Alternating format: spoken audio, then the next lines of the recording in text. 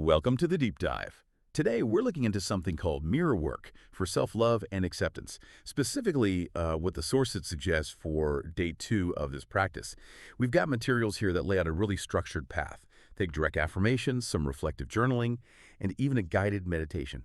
And just quickly, for anyone new to it, mirror work is basically about looking yourself in the eye, using affirmations, and really connecting with yourself differently, challenging old stuff. So our mission in this deep dive, it's really to unpack these tools, get a feel for their purpose, and see how they guide you towards, well, a deeper connection with yourself. It's about making the mirror an ally, maybe, not a critic. Moving past those old stories we tell ourselves. Exactly. And what's really fascinating, I think, is how these practices, they seem simple, right, on the surface, but they're actually designed quite cleverly to gently challenge some really deep-seated emotional patterns, psychological habits. We'll dig into the practical steps, yeah, but also the emotional side of it, which can be surprising. And, why these small actions can add up to pretty significant shifts. We'll touch on looking yourself in the eye, thinking about deservingness, and visualizing love, starting with you. Okay, let's get into it. Because the sources are clear. Even on day 2, this isn't just positive vibes only. It starts with real feelings, sometimes uncomfortable ones. You have to kind of confront those. So, day 2 of mirror work. The instruction is pretty direct. Look closely at yourself, beyond those old beliefs. The main exercise, you need a mirror, any mirror, and an affirmation. A powerful one. You basically grab a pocket mirror or stand in the bathroom, get relaxed, breathe a bit. Then you look yourself right in the eye. Use your own name and say, name, I love you. I really, really love you. And not just once. Repeat it 2 or 3 more times. Let it sink in. The sources are quite gentle here, reminding you it's only day 2. You're just starting to learn this self-love thing. They say, hang in there. Yeah, that repetition, they say, is key to erasing those old negative messages. Which brings up something really important, something you might feel just hearing this. That initial awkwardness or discomfort. That's actually expected. It's part of it.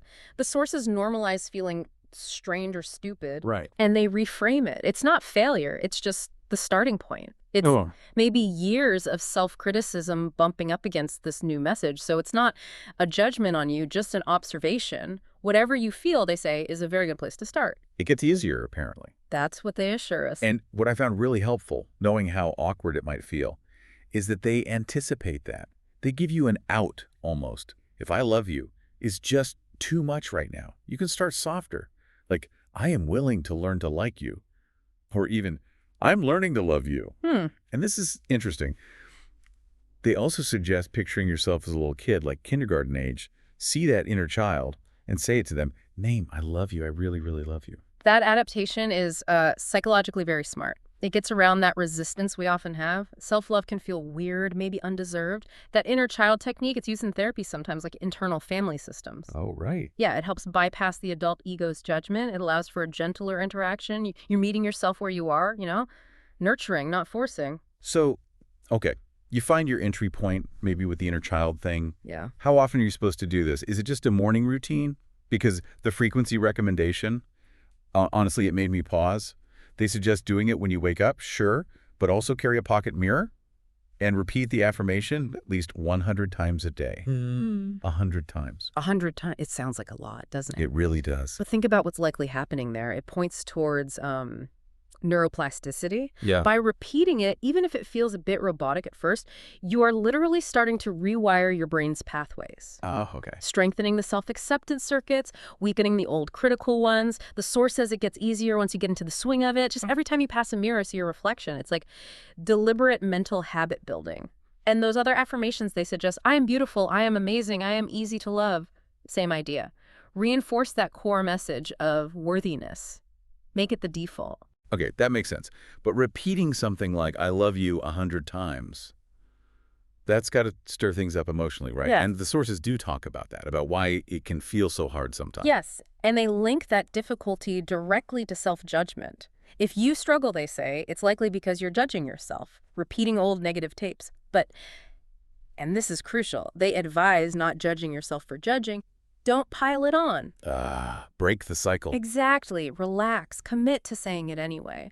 Remind yourself you're aiming for a truth.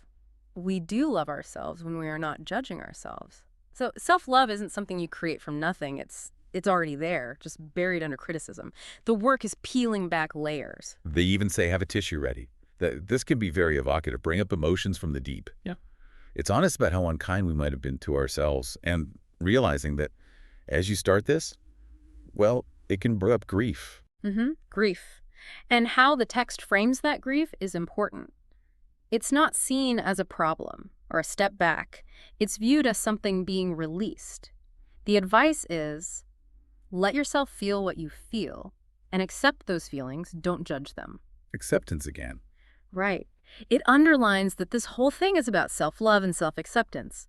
You make space for the hard feelings, acknowledge them, and let them move through. That's where the healing happens. What about that moment first thing in the morning? You kept sight of yourself, maybe feel you don't look your best. Yeah, the bedhead moment. Exactly. The source calls that feeling out specifically, says it's just a judgment. And that the whole point is looking into the mirror without judgment so we can see who we really are.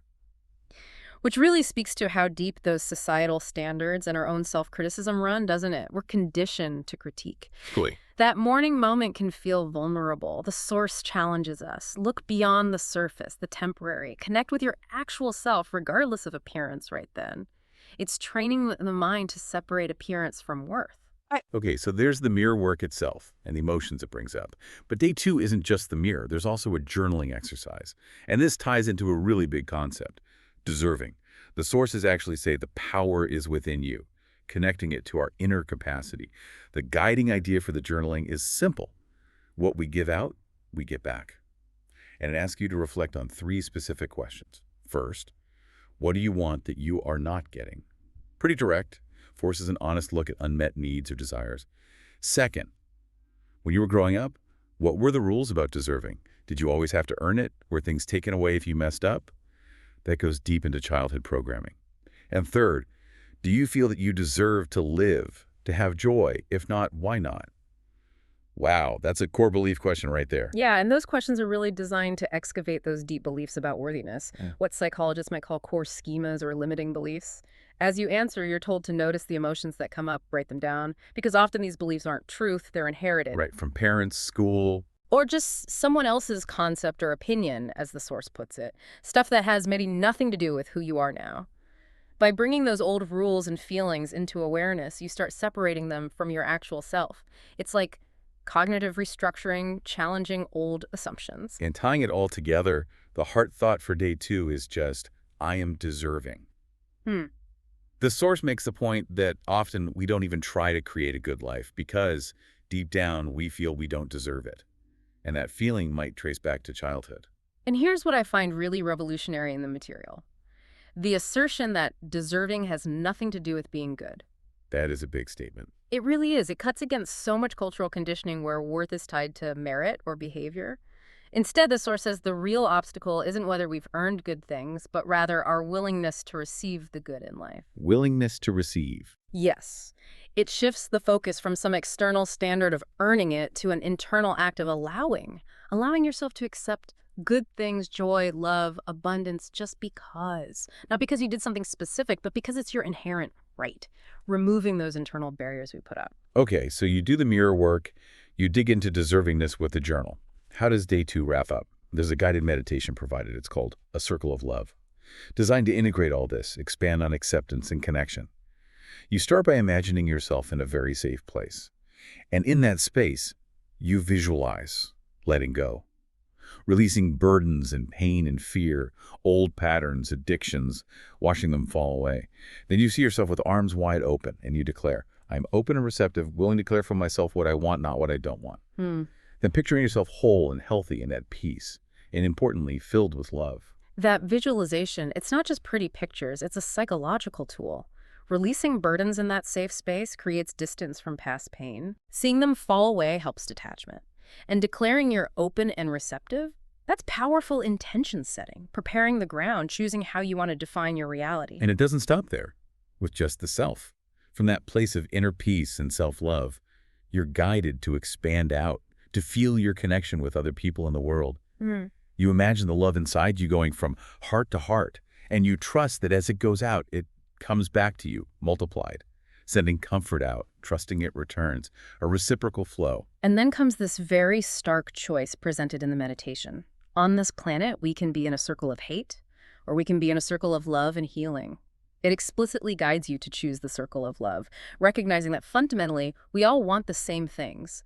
to be peaceful and safe, and to express ourselves creatively. Yeah, finding common ground. Exactly. It elevates the personal practice into something collective. Global compassion almost. Visualizing the world becoming an incredible circle of love connects your inner work to a bigger picture. It suggests individual healing contributes to collective well being. Your love isn't limited, it can extend outwards. So putting it all together, day 2 of mirror work, as laid out here, it's really quite comprehensive, isn't it? It's this blend of confronting yourself honestly in the mirror, digging into self-worth with the journaling, and then expanding that love outwards through meditation.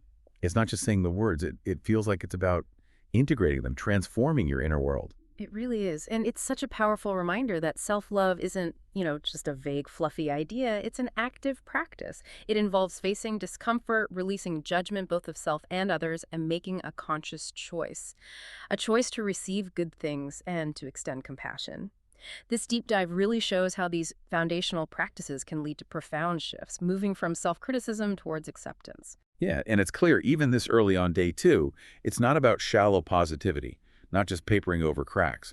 It's about actually building new mental habits, new emotional responses, strengthening those positive neural pathways. Like you said, one I love you, one journal prompt at a time, erasing those old tapes. Absolutely. And maybe the deepest takeaway is that the willingness, just the willingness to show up and do these practices, even when they feel awkward or difficult or bring up tough emotions, that willingness is the act of self-love. Committing to show up for yourself day after day, letting grief release, challenging beliefs, and paving the way for real acceptance of who you are right now. Which leads to a final thought for you, our listener. If these kinds of simple, consistent practices can really start to reshape how you see yourself after potentially decades and open you up to this wider circle of love, what other big shifts might be possible?